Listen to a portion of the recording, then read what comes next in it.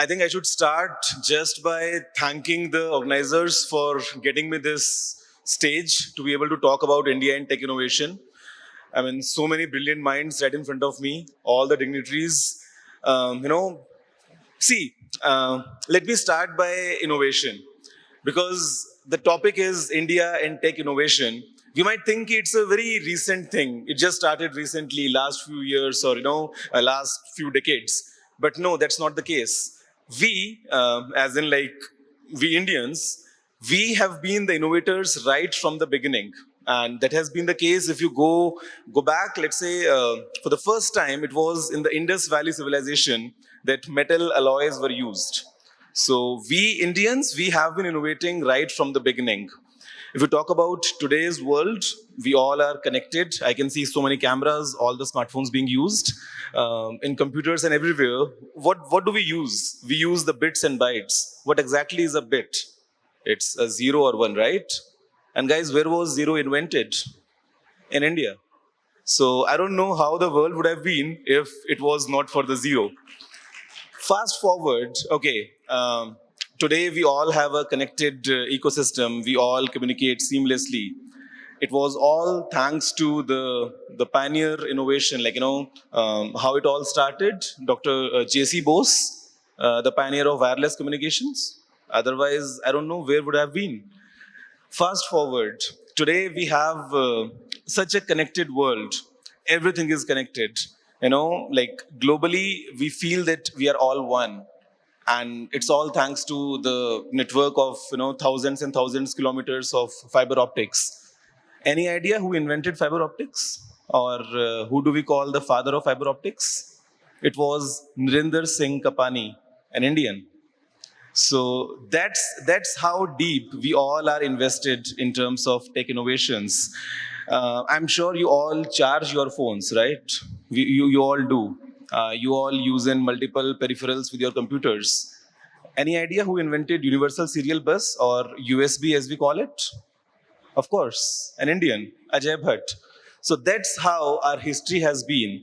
And if you talk about today, the current scenario, I think we are the leaders globally.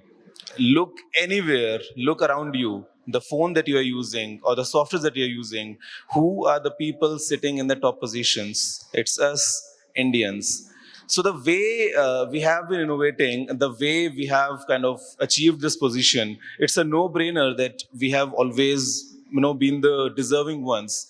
Considering our efforts, considering our knowledge, considering the skill sets, considering the adaptability, taking into account the talent that we got, taking into account how quick learners we are, taking into account how much of accountability we bring in, it has been quite evident.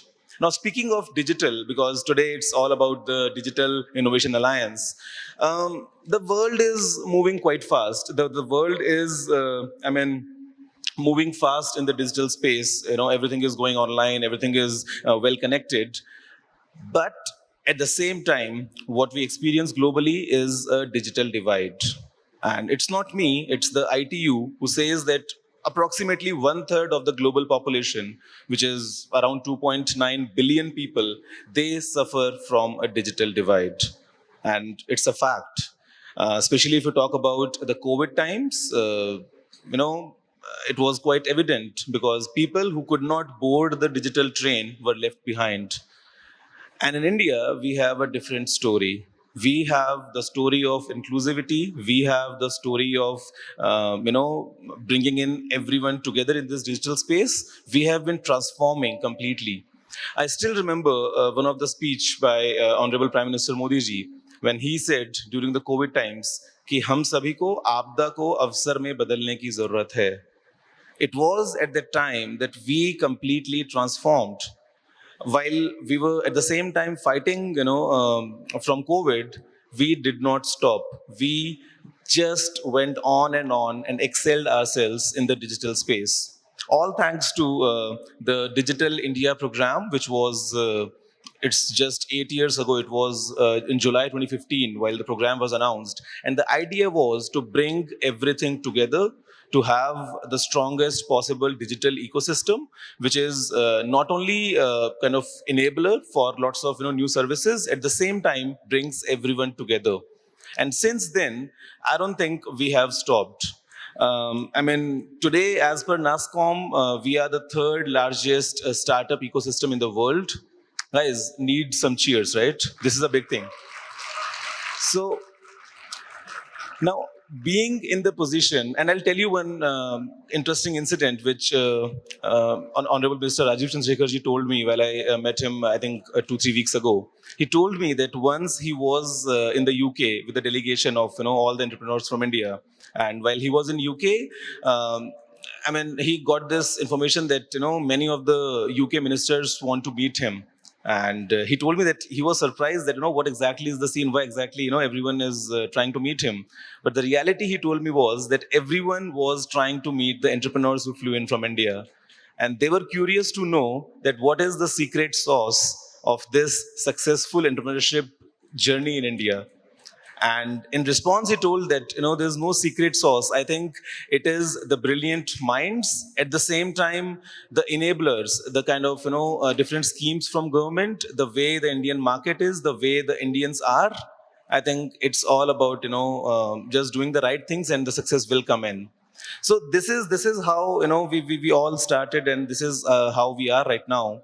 And speaking of digital India, I think multiple government schemes definitely helped in, starting with the, let's say, the BharatNet, the program which with the idea of bringing everyone online, making sure that we have the last mile connectivity. We have it.